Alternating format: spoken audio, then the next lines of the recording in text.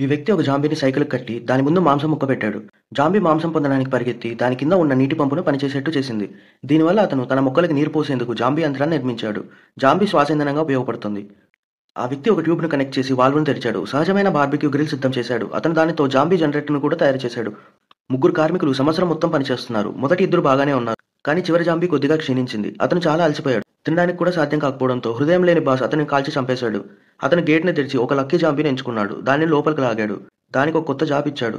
తన ఖాళీ సమయంలో ఆ వ్యక్తి కొన్ని బలమైన జాంబీలను ఎంచుకొని బాక్సింగ్ ప్రాక్టీస్ చేశాడు. అది అపోకలిప్స్ సమయం. అతను సిద్ధంగా ఉండాలి. వ్యక్తి షికారు చేయడానికి సిద్ధమయ్యాడు. అతను మాంసం విసిరి జాంబీలను ఫెన్స్ నుండి దూరం చేశాడు. ఆ తర్వాత అతను జాంబీలతో నడిచే కారును మొదలుపెట్టి రోడ్డుపైకి వెళ్ళాడు. కానీ కొద్దిసేపు నడిచిన తర్వాత అతని కారులో ఇంధనం అయిపోయింది. ఒంటరిగా అడవిలో ఏదైనా జరిగే అవకాశం ఉంది కాబట్టి అతను బయటికొచ్చి ఇంజిన్ పరిశీలించాడు. కానీ జాంబీ స్ట్రైక్ చేసింది. ఇక ఫ్రీగా వర్క్ చేయలేదు. వ్యక్తి మాంసం చూపి దానిని శాంతపరిచే ప్రయత్నం చేశాడు. కానీ ఆ జాంబీ ఈ బాస్ పైన ఆశ కోల్పోయాడు.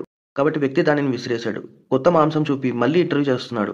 త్వరలోనే ఒక ఉత్సాహంగా ఉన్న జాంబీ వర్కర్ వచ్చాడు. ఉచిత ఆహారం మరియు నివాసం. ఎంత అద్భుతమైన అవకాశం.